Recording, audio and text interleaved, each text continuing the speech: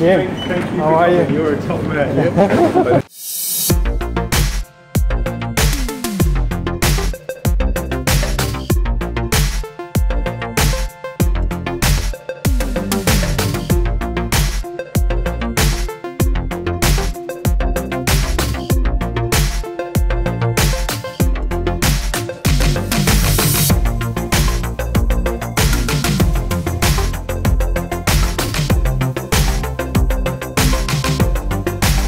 I've worked as a clinical drug manipulation therapist for the past 12 years. That involved osteopathic techniques. I combine osteopathic techniques along with trigger point therapy, neuromuscular activation, along with biochemical nutrients as well. And what I tend to find in my clinic is that patients who follow my protocol tend to feel and reap those benefits as well.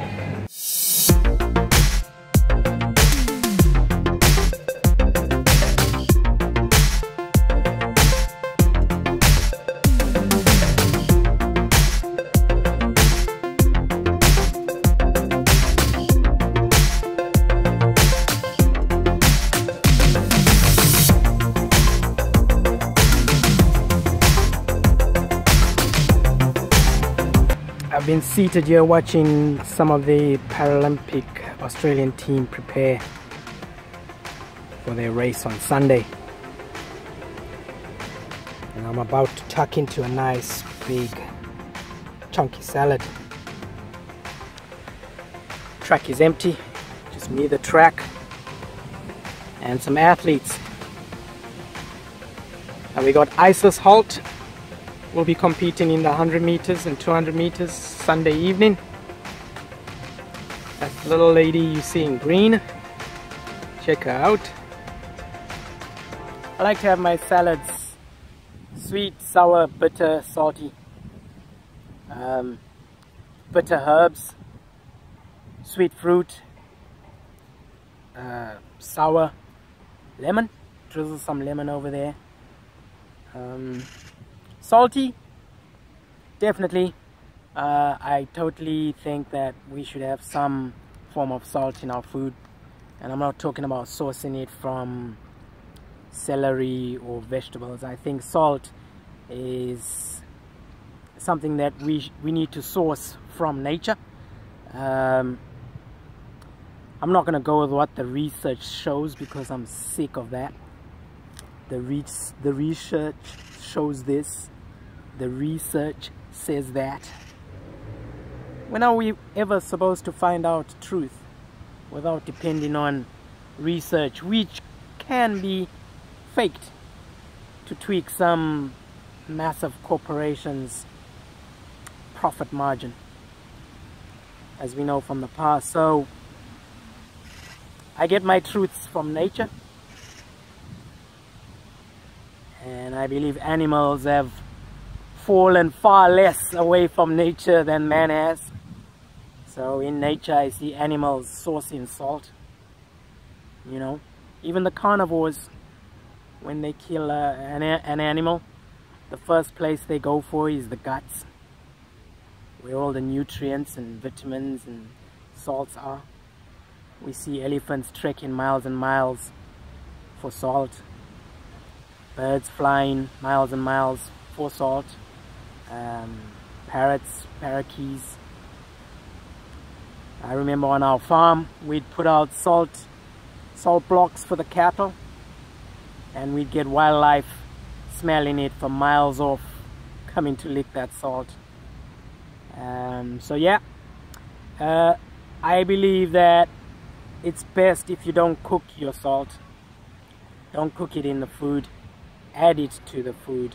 So cook without salt and then sprinkle it over.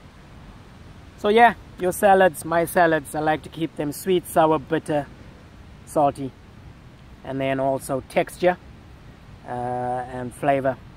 Now the Japanese later on came up with a fifth sense of the tongue, which they called umami or umani, and then they went ahead and manufactured MSG to enhance that sense. Now you see, that's where we get back to the big money spending corporations again. So if you wanna, if I'm gonna fulfill my umami sense, if it is out there, then I'm just gonna go for some seaweed or something like that.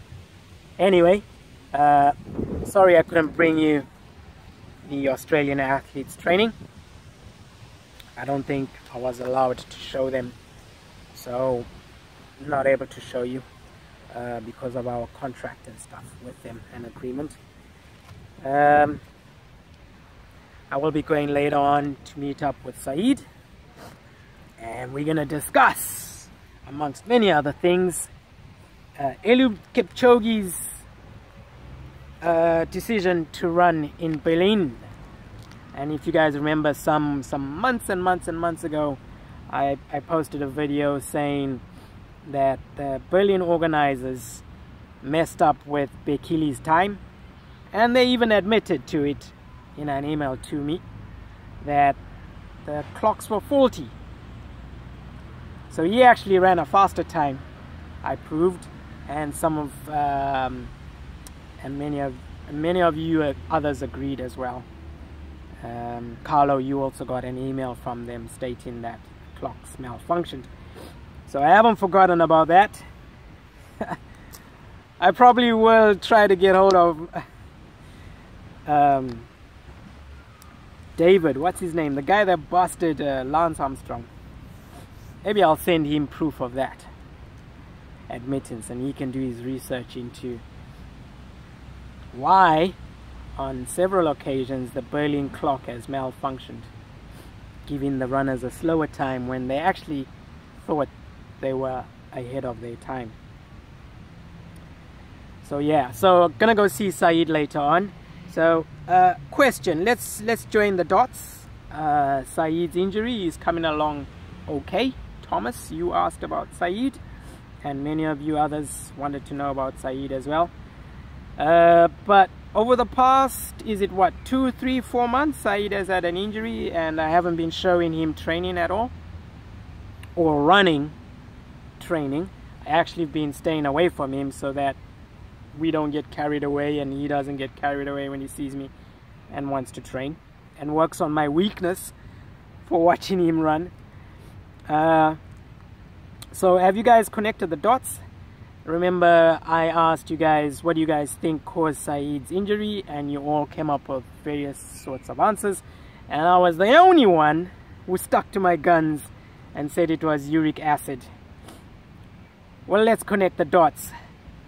Newsflash, Saeed's calf strain is all but gone. And the injury he has now is a groin injury which is caused by a skeleton imbalance of his hip bone and spinal column, which the chiropractor is working on. Alright, so why has the calf strain injury disappeared? He hasn't really taken any of your advice on board, if you haven't noticed. But what has happened to cause his injury to disappear? Why was I accusing Saeed of having a calf strain caused by uric acid? Uric acid, I had said, was caused by eating animal products, animal flesh, meat, fish, chicken, dairy, etc. Right? Why has it disappeared? Why? Connect the dots. What has Saeed done in the recent months? In the recent month, what has he done? He fasted. Why did he fast? He was going through Ramadan. What happens when you fast? You stop putting what into your body? What did he stop eating for that month? What did the body start doing? It started clearing up, didn't it? Self-healing mechanism. It started clearing up all the uric acid, and there you go. Without any treatment, Saeed's calf strain disappeared. But watch what happens when he goes back to eating those foods again.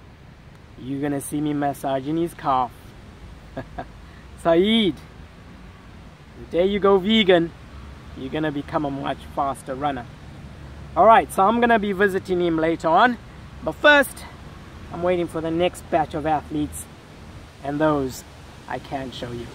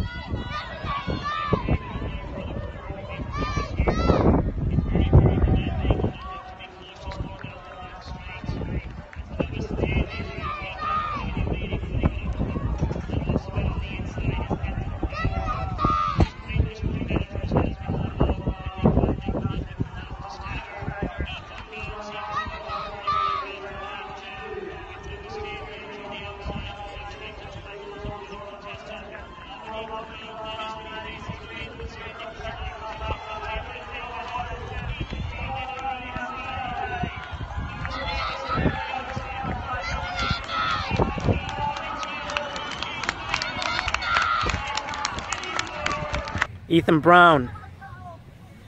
Congratulations on 48.01, Ethan. Thank you. Yeah, well done. What's the 01 for, man? Couldn't you bring it to 47 high? I tried, but the official wasn't really doing me any favors. Yeah.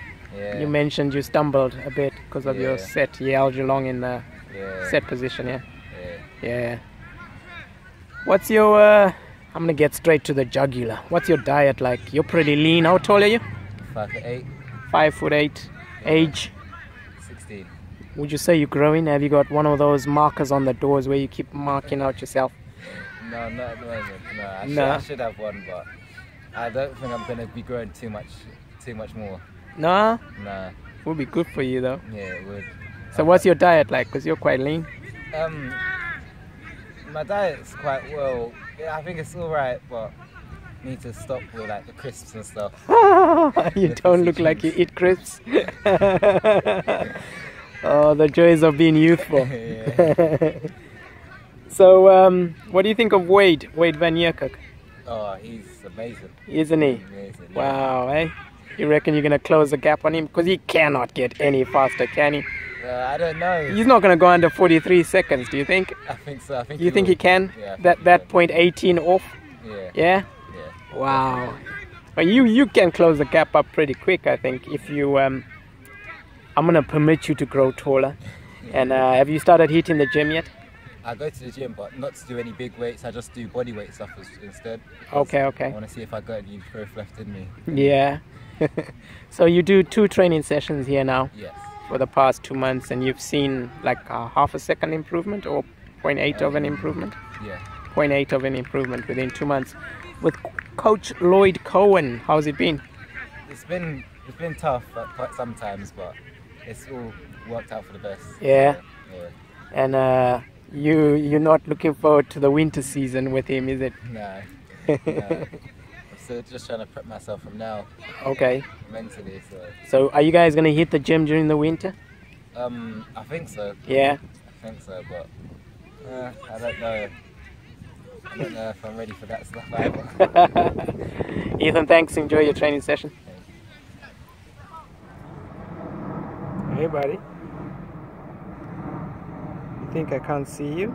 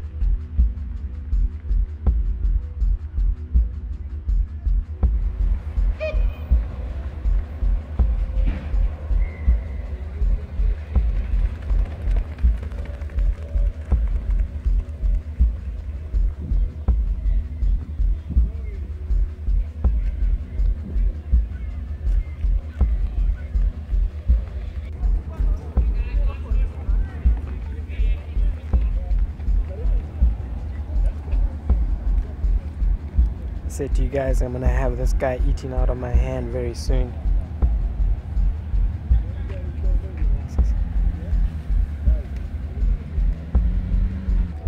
Five meters away for now. I'm gonna get closer to you.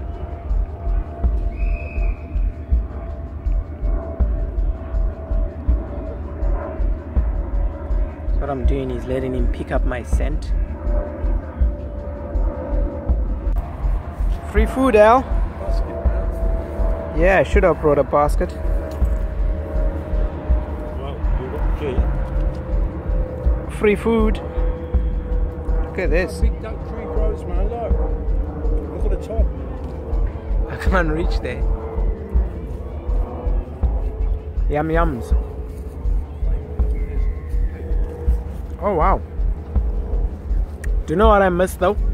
Mulberries. They're gorgeous. Have you tasted mulberries? Which one? Mulberry tree. No. Oh, they're gorgeous, man.